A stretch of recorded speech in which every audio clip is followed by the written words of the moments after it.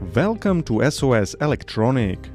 Today we will focus on maximizing efficiency and cutting costs with Traco Power POL Regulators. Traco Power has launched two new series of non-isolated DC-DC switching converters, the TSR2N and TSR3N, designed to replace inefficient linear regulators. Housed in a compact SiP3 package, these POL switching regulators save valuable space on your PCB and simplify design for space-constrained applications. Their efficient design also leads to lower product prices, reduced material costs, and more affordable manufacturing for end devices, while maintaining the trusted quality and reliability of Traco Power.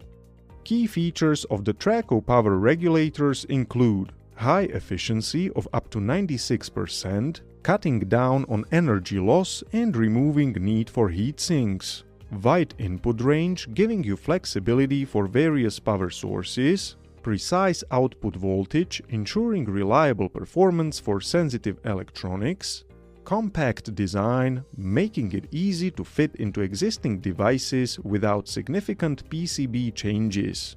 Built-in features like integrated filtering capacitors and short-circuit protection, adding extra reliability and simplifying your design by reducing the need for external components.